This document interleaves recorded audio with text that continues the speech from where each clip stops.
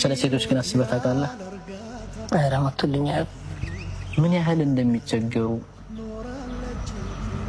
ጓደኛ ሊከዳቸው ይችላል፣ በጓደኞቻቸው ይጠቃሉ፣ ብዙ ጊዜ ብቸኛ ይሆናሉ።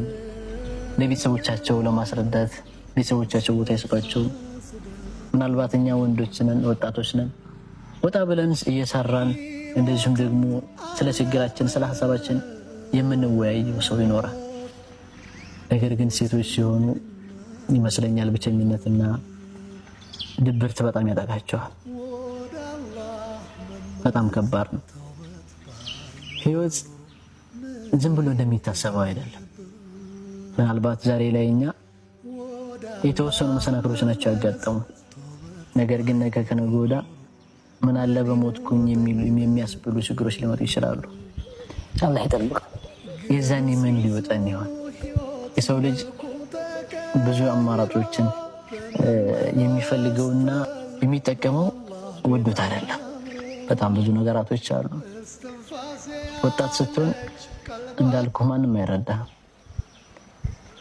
ቤት ስትቀመጥ ወታሰራም እንዴት ይባላል? የሀሳብ ኮራ ከራስህ ላይ እኮ ጠፍቶ አይደለም። ነገር ግን ሰዎች ለአንተ ያላቸው ቦታ በምትሰራው ስራ ነው። ስራ ላይ ኖርህ ይችላል፣ ግን ስራ ቢኖረኝ ብለህ ሳታስብ ቀርተህ ነው አንተ ዛሬ ላይ የተሻለ ደረጃ መድረስ፣ የተለያዩ ስራዎችን ከጓደኞችህ በላይ መስራትን ጠልተህ ነው አይደለም። ጭራሽ ግን ያለንበት እድሜ ብዙ ነገራቶችን ያስመኛል። ኢቭን ሞትን ራሱ እንድንመኝ የሚያደርግ እድሜ ነው። ብዙ ፈተናዎች አሉ። በሴት ትፈተናለህ፣ በገንዘብ ትፈተናለህ፣ በእውቀት ትፈተናለህ። ብዙ አይነት ፈተናዎችን የምናስተናግድበት እድሜ ከአስራዎቹ መጨረሻ እስከ 20ዎቹ አጋማሽ ድረስ ከዛም በላይ ሊጓዝ ይችላል። ህይወት እንደምናስባት ቀላል አይደለችም። አላህ ገር ያድርገልን።